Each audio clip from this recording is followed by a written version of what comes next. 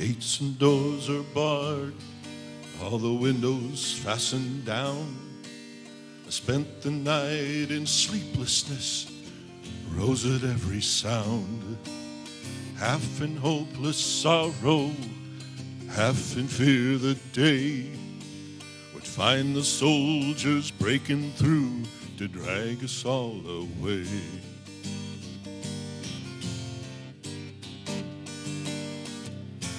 Just before the sunrise, I heard something at the wall.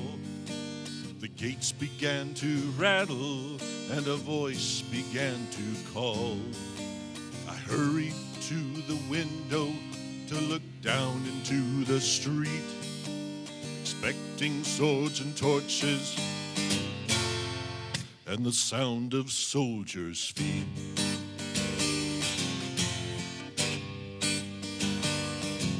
There was no one there but Mary, so I went down to let her in.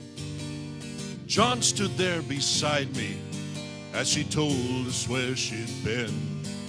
She said they moved him in the night and none of us knows where. The stone's been rolled away and now his body isn't there. We both ran toward the garden, then John ran on ahead. We found the stone and the empty tomb just the way that Mary said. But the winding sheet they wrapped him in was just an empty shell. How aware they'd taken him was more than I could tell.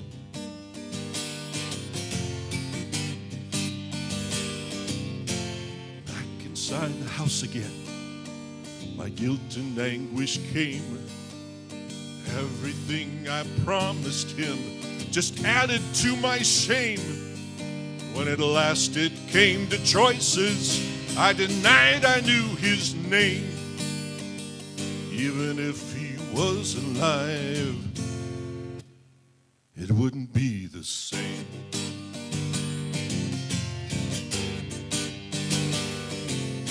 Suddenly the air was filled with a strange and sweet perfume.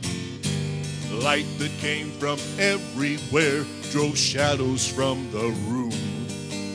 Jesus stood before me with his arms held open wide, and I fell down on my knees and just clung to him and cried.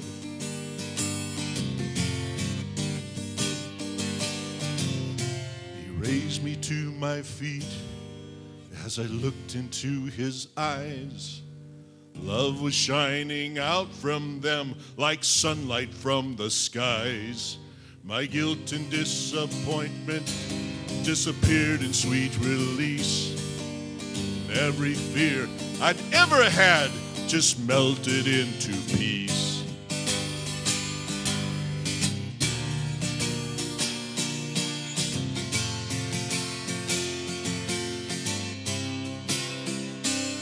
He's alive,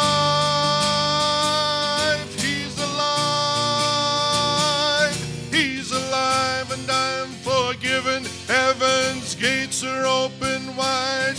He's alive, he's alive, he's alive, and I'm forgiven. Heaven's gates are open wide.